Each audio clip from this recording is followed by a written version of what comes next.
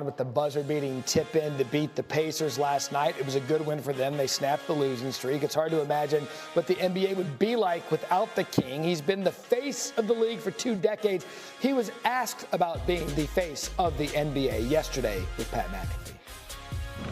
Right after MJ retired, after he came back the second or third time, he came back and he was done with Washington.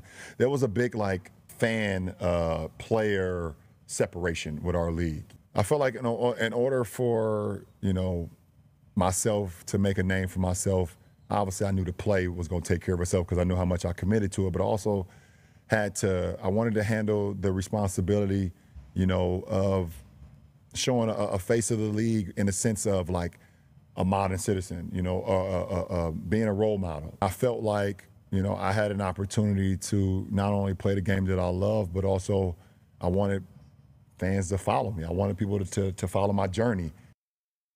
And I'd say, to be fair as well, LeBron, at least when he started the league, was sharing the face of the organization with Kobe Bryant in terms of the face of the league. So there was some split time there before LeBron fully took over. So what was your reaction to what LeBron said about being the face of the NBA? To have been able to sit and watch and enjoy LeBron for 20 years, but also I think remember the Sports Illustrated cover, right? The chosen one, yep. All of the stuff that LeBron has had to fulfill because of the expectation, and to blow that stuff out of the water. I mean, it's a continuous tip of the cap to this man, because he's truly one of a kind. And so to hear him articulate that he knew that then is really cool. It always seems that he has been meticulous about how he moves in the NBA. Sure. Because heavy is the head that wears that crown.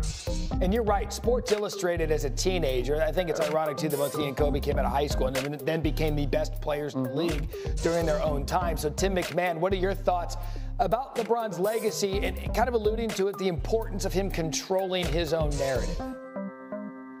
Yeah, this has been a mutually beneficial business relationship between LeBron James and basketball, LeBron James and the NBA. And has he been flawless? No. The decision was a PR disaster. His comments after the 2011 finals were tone deaf. There's been times where there's been a little bit of pettiness, but all in all, 22 years as a face of the league, not a sniff of off-court trouble.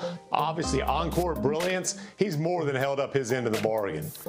Yeah, and look, to your point, there's going to be missteps along the way when you've been so prevalent for so long. And I've always been an anti-legacy guy until the period is at the end of the sentence. Okay. I just don't think you can discuss someone's legacy until they're done playing. But we know that this is important to LeBron because of how he started and how he finished. 100%. And we can't wait for periods to talk about legacy. Come on, Matt Barry. That's not how this works. But the one thing I will say is, to Tim's point, a mutually beneficial relationship, but also the timing of this era and how we consume sports. Once upon a time, he would have needed a medium, us, or another reporter to kind of get his message out there. But between his production company, between how deliberate he is, between the things that he's done off the court, he's got a whole school in Akron, right? He's really been building this thing day by day, long by long. And so I think there's this wonderful confluence of the modern day athlete that LeBron James represents.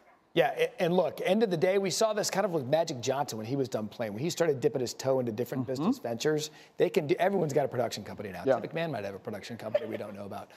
Still ahead, now that they have Russ, are the Giants done quarterback shopping? Adam Schefter has a lot to tell us about the quarterback carousel when we return. Back of his head.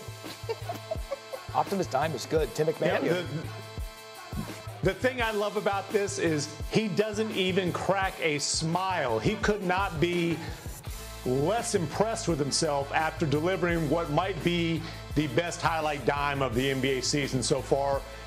It's just business to Joker. Straight business, no joke. That really is. Every time you see it, you're like, how did he do that? Let's go to the Celtics now. They blew out the Suns by 30 points without Tatum. By the way, the Suns have been playing well of late. Monica, should the Celtics rest Tatum until the playoffs start? So I'm not a big rest girly unless there is a blatant issue. I think you allow him to feel it out. Might he miss a few games? Yeah, but again, chemistry, how well you're clicking when the clock strikes April 20th is going to be important. So if he feels good, let him rock. 100% agree. Look, he's not some kind of fragile guy. He's one of the most durable superstars in the NBA. If he needs a little bit of time to get that ankle right, fine, but you don't have to put this guy in bubble wrap. Let him go into the playoffs with a little bit of a rhythm. Yeah, get in rhythm, see if they can't defend that title, because we know once they are healthy and good, the Celtics might still be the team to beat in the league. Let's go to the Clippers now. James Harden, 29 points. Kawhi, 27. They beat the Knicks. Monica, are you buying the currently 6th-seeded Clippers as title contenders? Hey, yes, I am. And if you're not, listen closely. I understand the hesitancy around Kawhi Leonard. His history on availability consistently in the postseason is a little bit sketch. But this is the most efficient offense, or top 5 efficient offense in the month of March. These guys are rolling. And last night, James Harden, there's this crazy stat that like 75% of his scoring is unassisted. Like, he's cooking, Harden's cooking, Zubac is playing big for those guys. Yeah. They look sneaky dangerous. That's what Arizona State Sun Devils do. Oh, okay. They grind. There you go. Let's go back to the story of the day, LeBron. Roll Tide. I got this Alabama team. Mark Sears gets it going. He's been 3 for 25 from the 3 of the last 5 games. I think he gets it going. They get more kills. What's a kill? 3 stops in a row. This game will be at fast pace. Both teams make about 10 threes a game, but I think Alabama defensively gets the stops they need, and their front court impacts the game at the end of the game. But Sears has got to make some shots. I think he does. I like Roll Tide.